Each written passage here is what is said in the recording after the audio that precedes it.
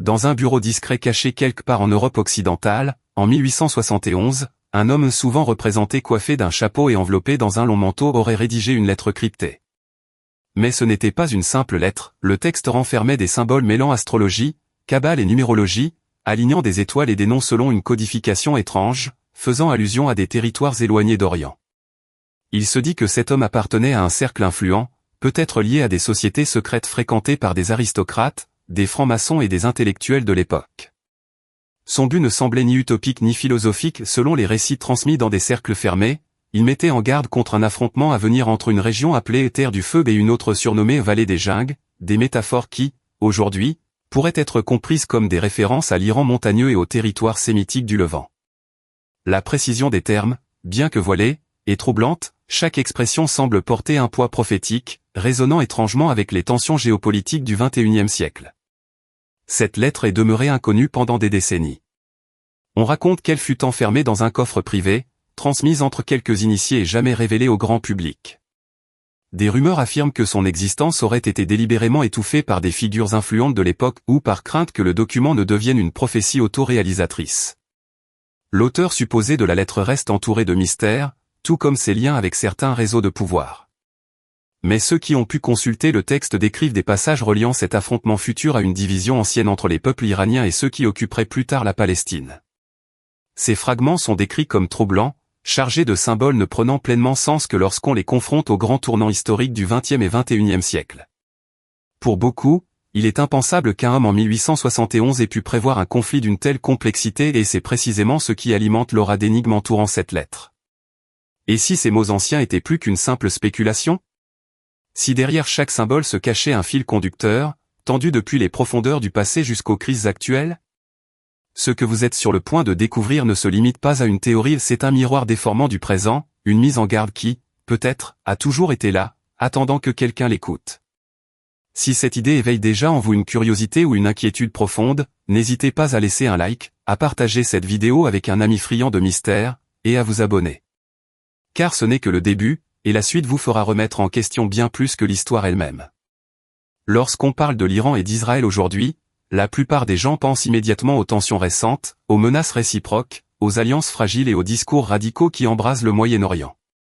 Pourtant, bien peu savent que les racines de cette confrontation plongent profondément dans des récits occultes, des symboles anciens et, notamment, dans cette lettre énigmatique de 1871. Ce document, dont l'origine exacte reste trouble, semble avoir anticipé avec une précision glaçante les grandes lignes du conflit actuel.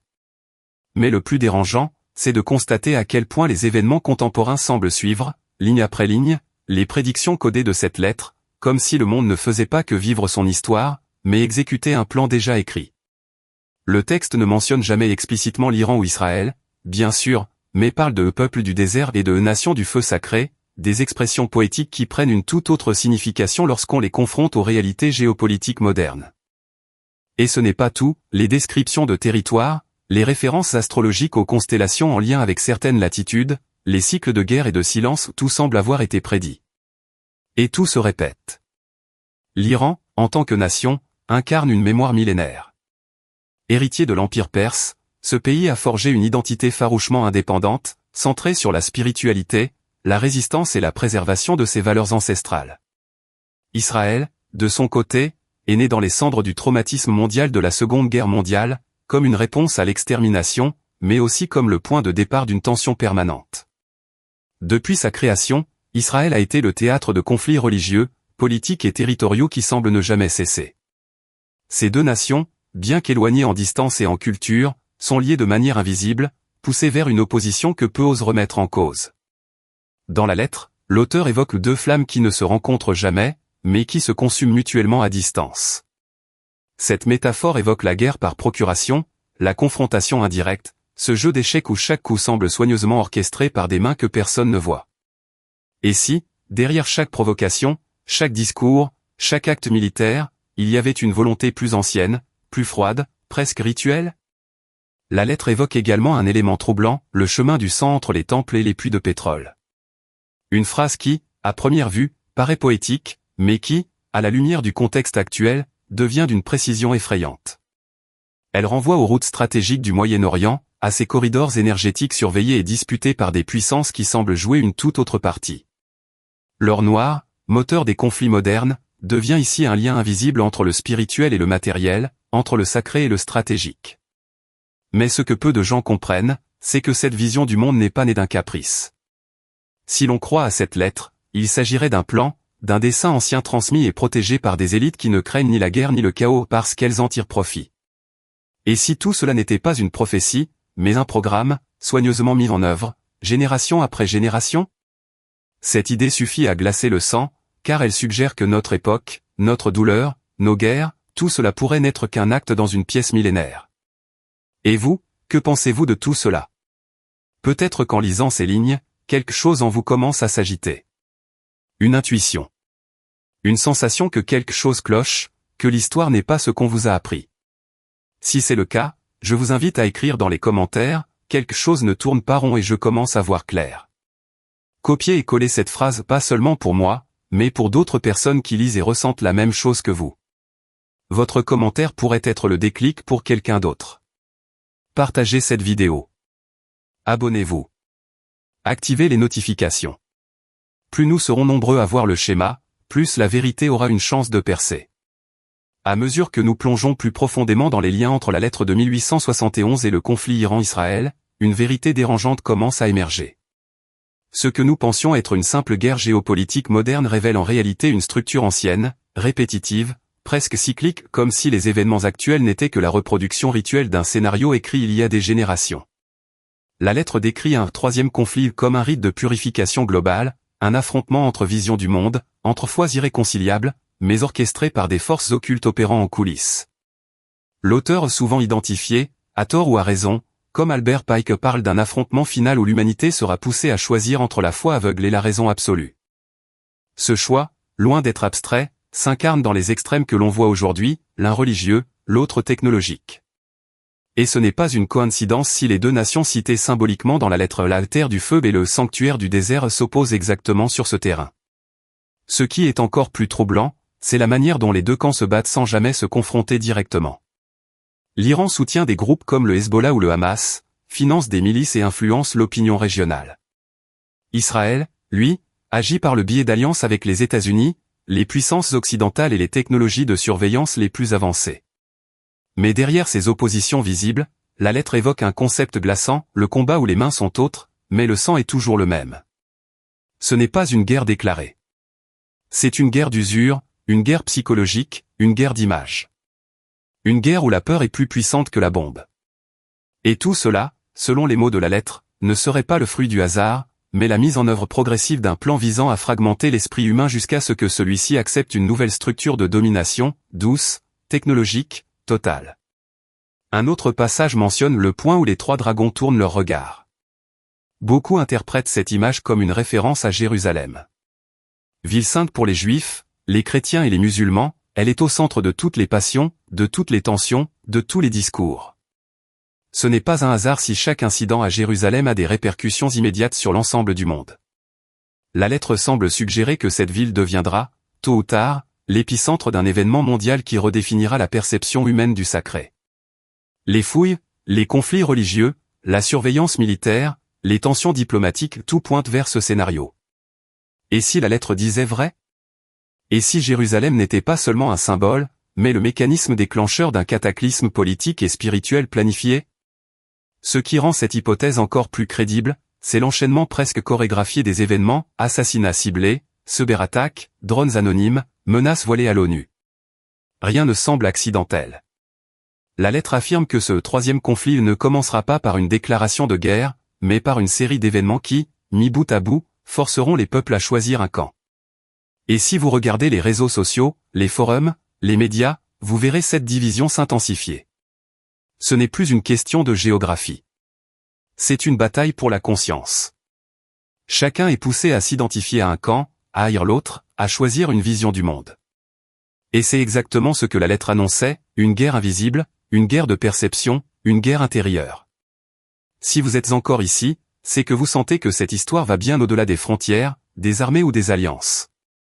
Il y a quelque chose de profondément dérangeant dans cette répétition des symboles, dans cette cohérence entre une lettre ancienne et notre actualité brûlante. Si cela résonne en vous, je vous invite à partager cette vidéo avec quelqu'un de confiance, quelqu'un qui ressent la même angoisse face à ce monde qui semble basculer. Et écrivez dans les commentaires, je vois le schéma. Copiez, collez cette phrase. Pas pour moi, mais pour créer un réseau de conscience, une alerte collective. Ensemble, nous pouvons encore briser le rythme programmé. Ensemble, nous pouvons choisir la lucidité. Nous approchons maintenant du moment où tout converge. Et peut-être avez-vous déjà compris que cette histoire dépasse la lettre de 1871, dépasse l'Iran et dépasse Israël. Ce que nous avons sous les yeux, c'est un cycle. Un cycle qui se répète non pas parce qu'il est naturel, mais parce qu'il a été programmé, alimenté par une élite invisible dissimulée derrière les gouvernements, les religions et les multinationales. La lettre, dans sa construction symbolique et ses formulations voilées, ne semble pas simplement prédire les événements, elle les ordonne, elle les structure, elle les codifie. Elle parle d'une tension globale finale, où les pôles opposés se consumeront mutuellement tandis qu'un centre silencieux observera sans intervenir. Cette image, à la fois mystique et stratégique, devient effrayamment cohérente lorsque l'on constate que, tandis que le monde s'enflamme, certains restent intouchés et des groupes, des structures, des intérêts qui prospèrent dans la guerre comme dans la reconstruction. Ils ne prennent pas parti. Ils ne souffrent pas. Ils dirigent. Dans les discours récents des dirigeants iraniens comme israéliens, le ton a changé. Il n'est plus seulement politique, il devient prophétique, biblique, apocalyptique. Des mots comme ennemi de Dieu, force du mal, jugement dernier s'invitent dans la rhétorique internationale. Et la lettre, là encore, l'avait prévu, quand les rois parleront comme des prophètes, et que les peuples marcheront comme des fanatiques, plus personne ne verra l'échiquier dans son ensemble. Ces paroles résonnent aujourd'hui plus que jamais. Parce que la guerre dont il est question n'est pas celle des tanks. C'est celle des émotions. De l'épuisement moral. Du désespoir collectif. Et dans cet état d'effondrement intérieur, avertit la lettre, on proposera à l'humanité une nouvelle structure, un code qui promettra la paix, mais exigera l'obéissance totale. Difficile de ne pas faire le lien avec les débats actuels sur les gouvernements globaux, les monnaies numériques centralisées, les systèmes de surveillance omniprésents et la réduction progressive de la spiritualité humaine au profit d'une technocratie sans âme. Et pourtant, dans son tout dernier paragraphe, la lettre offre une lueur d'espoir. Elle parle d'un nouveau temple, invisible, bâti dans la conscience de ceux qui refusent le terrorisme intérieur. Cette phrase, si souvent oubliée, est peut-être la clé de lecture la plus importante. Elle suggère que, malgré la mécanique du chaos, une résistance silencieuse est possible. Pas une révolte armée. Une révolte intérieure. Celle des individus qui refusent de haïr, de diviser, d'obéir aux narratifs imposés. Ceux qui choisissent de voir le jeu, mais de ne pas y jouer. Et si vous êtes encore ici, si cette vidéo a touché quelque chose en vous, peut-être êtes-vous l'un d'eux. Peut-être avez-vous été appelé à ne pas participer à la farce. À observer sans se soumettre. À comprendre sans se corrompre. Partagez cette vidéo avec quelqu'un que vous aimez, quelqu'un que vous sentez prêt à voir. Dans les commentaires, laissez votre empreinte. Écrivez, je ne participe pas à la mascarade. C'est un geste symbolique mais c'est aussi un phare pour d'autres consciences qui, comme vous, commencent à se réveiller. Ensemble, nous sommes une chaîne silencieuse mais puissante. Pendant qu'ils construisent des murs, nous traçons des chemins. Pendant qu'ils sèment la peur, nous cultivons la lucidité. Si vous souhaitez continuer à recevoir ce type de révélation, abonnez-vous maintenant. Activez les notifications. Et rappelez-vous, la vérité ne sera pas diffusée à la télévision. Elle se manifestera en vous, comme elle vient de le faire maintenant.